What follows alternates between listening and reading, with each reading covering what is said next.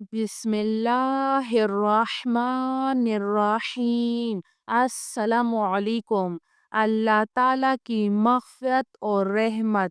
شیطان آدمی میں خون کی طرح دوڑتا ہے اور رات دن اسے گناہ میں مبتلا کر کے خدائے رحمت سے دور کرنے کی کوشش کرتا ہے، لیکن اللہ تعالیٰ کی رحمت پر قربان کہ انہوں نے معمولی نیکیوں پر بخشش کا وعدہ فرما کر شیطان کی ساری محنت کو ضائع فرما دیا۔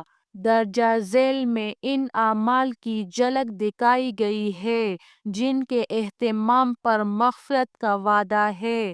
نبی کریم صلی اللہ علیہ وآلہ وسلم نے ارشاد فرمایا، خوش خلقی خطاؤں کو یوں پگھلا دیتی ہے جس طرح پانی برف کو پگھلا دیتا ہے، اور بد خلقی اعمال کو یوں بگاڑتی ہے جس طرح سرکہ شہد کو بگاڑ دیتا ہے۔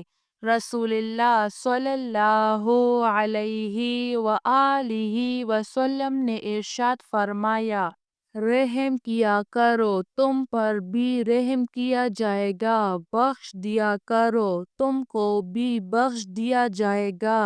خرابی ہے ان لوگوں کے لیے جو کیف کی طرح علم کی بات سنتے ہیں لیکن نہ اس کو یاد رکھتے ہیں نہ اس پر عمل کرتے ہیں۔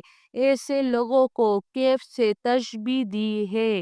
اور خرابی ہے ضد کرنے والوں کے لیے جو گناہوں پر اصرار کرتے ہیں جو کہ ان کو علم ہے۔